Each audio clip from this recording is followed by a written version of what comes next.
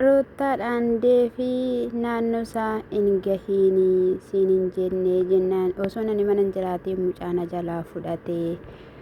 Efaan immoo ati kanaa booddee Ruuttaa fi Ermeellaa bira hin gahini jireenya namarratti hin taphatini jennaan ani iddoo isaanii dhandhee isaantu lafa nani jiru na barbaadee dhufaa.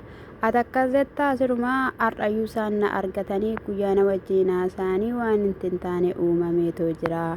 Ani ganamaa abadan Ruuttaanii Abiraam biraa hin haftu jedheen dubbadheeyyuu amma dhufeetoo jira gaa miidiyaa Abiraam yookiin immoo kan Ruuttaa irratti saatii booddee kana nuu galakkifamaa jechuudha.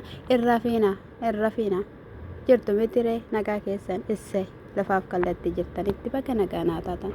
Ani baay'ee akkan sin jaaladhu beektu miti sinis na jaalattu akkuma innaa kaanii siniin jedha taap emma godhaaqa.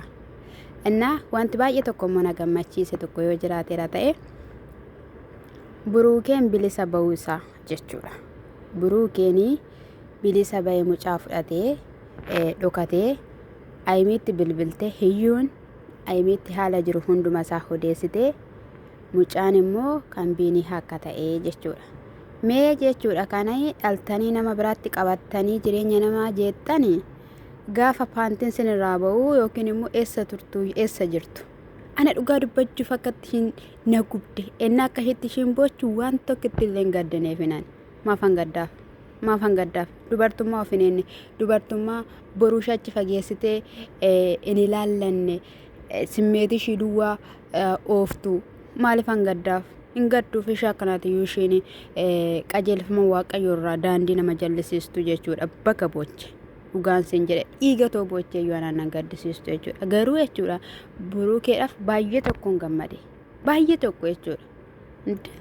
Lafa lafatti kaastee jireenya isaanii gaa'ela isaanii maqaa meeqa baatee hanga abaaramu dirasitti jechuudha. Waa meeqa amma jedhamutti mucayyoon ishiin sun abdii amma kutattu dirasitti ishiidhaaf jettee ulfadhanii jettee amma waa meeqa jettutti ishiin calli jettee sabiraaniyyuu hanga sana dhugaa dubbachuudhaaf akka ishiin amiirratti ta'aa turte. Amiirratti akkam akka ishiin ta'aa turte jechuudha. Engaddumannaa ammattee wajjin hin deemne qophaa'e naanneedheen maal jedhuun akkatti ishiin itti utaaltee ammattee jechuudha. Innaa dhugaa dubbachuudhaaf miskiina jechuudha. Waan hundumayyuu sababan qabanii waan hin tolle jedheefi jechaadha jechuudha. Kan inni ture dooktora immoo DNA akkamittiin DNA akkas gooteennan nama innaan garaatti baadhu dooktorri innaan garaatti baadhutu jiras maanna tabaabbarii jedheeni jennaan inni fedhe Buruukeen inni isin kan ishii kana duwwaa osoo hin taane kan nama baay'ee akkasitti hojjetee jireenya nama baay'ee jeeqaa jira gaalli nama baay'ee burjaajaa jira jechuudha.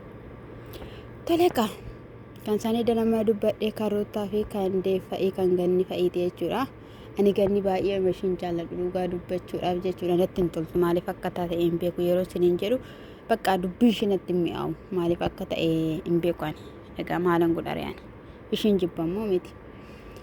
Achi maaliif wajjinidhaan taati maaliif iddoo isaa dhaqxi innis immoo maaliif akkas ta'e wanti nu galeen jiru nuti waan baay'ee taasisaa jirra waan baay'ee irratti murteeffachaa jirra haasofsiisuudhaas innis immoo biyyaan baa jennaan isaanis wajjiniin kaatanii dhoowwanii turanii. Isa kanaafi akka waan barbaadamu dubartoonni waan baay'ee jaalatanitti kan inni of madaalu isaan irraa fagaachuu qabu dhiisuu qabu kan inni jedhe jechuudha. Amma immoo erga walii galanii erga Buziyyeenis Efaanis Deevis tokko ta'anii dhugaa dubbachuudhaaf bareedadha jechuudha. Kaleessaa kan deeggaraa ture Buziyyeedha Abiraamidhaan jechuudha. Baqqaayii jetteeni jechuudha. Kanaaf amma gaafa tokko ta'an baay'ee bareedadha jechuudha. Namatti tola waan hundumtiyyuuti. Firoottaa wantoota tasgabbooftee teessee ani garuma ishiitti waan deemu natti fakkaata. Isa kanadha. Fiqir sababa tokko malee hin dhumne Abiraamin faana jiraachuudhaaf miti. Abiraamis har'a yaada kenneera. Sasittiin dhufa. Garuu immoo jechuudha.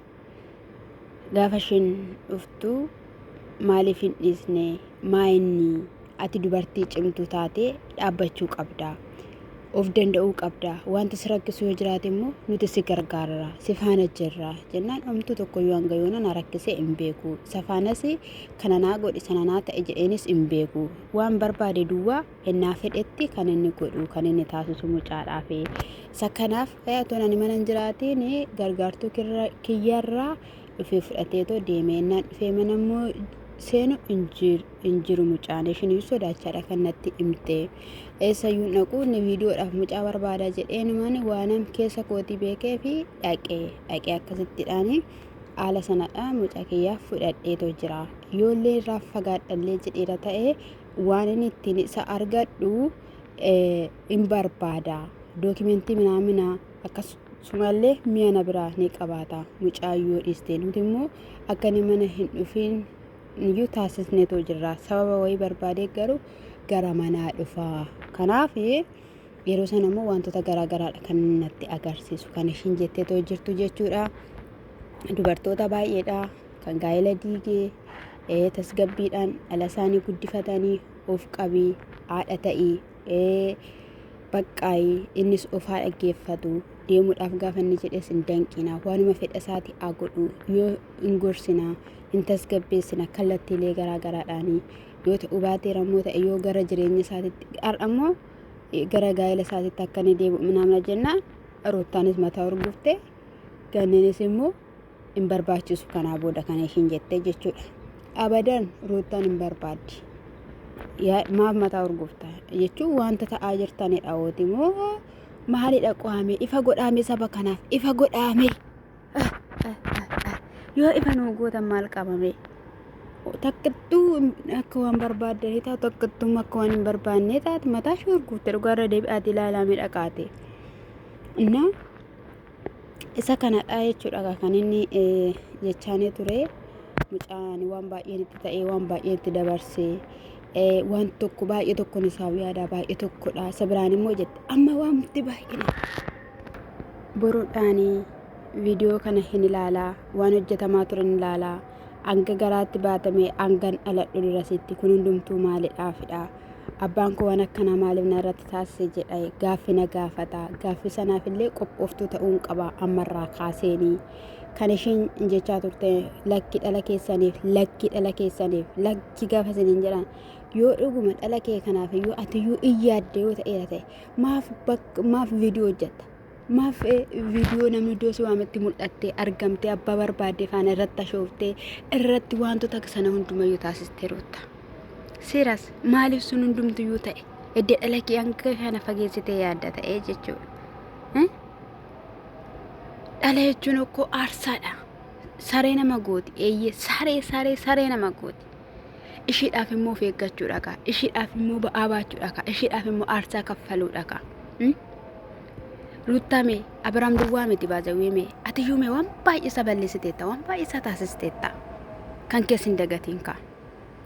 Edda kun cinqiin kun si keessa jiraate ani nashin akkas jettu jechuudha dhugaa dubbachuudhaaf ani achi seeroo yaadu dhugaadhas lakkaa.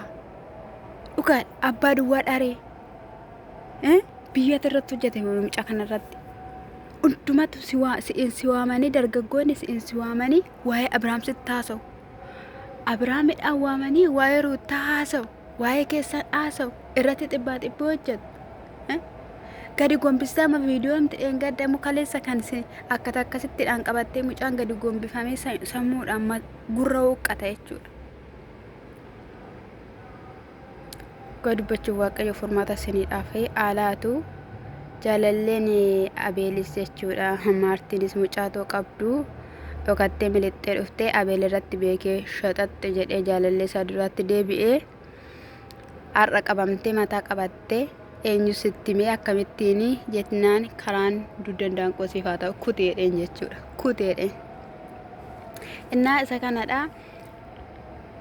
Egaa efaasii Abirahaam yaada konaaf hin hubattu jiruu konaaf hin hubattu Ruutaa faana taate waan baay'een irra taasiste waan baay'een irratti gootanii sana hundumayyuu nan dhiise nan dabarsee efaas taate deef buziyyees taatanii gaafa isinii galu isinii gala jennaan maaliif akka fiqireedhaan fiddee nutti himii nutti haasa'ii isa barbaanna jennaan amma miti yeroon isaa naa gahe immoo sittan himaa sa'aatiin isaa naa gahee sababa tokko malee miti kan ishiin dhufte na dhiisuu hin dandeenye na biraa afuu hin dandeenye na takattalu na wajjiniin adeemu gaaddidduu koo barbaadu jedhe kana jedhe jechuudha Abirahaam.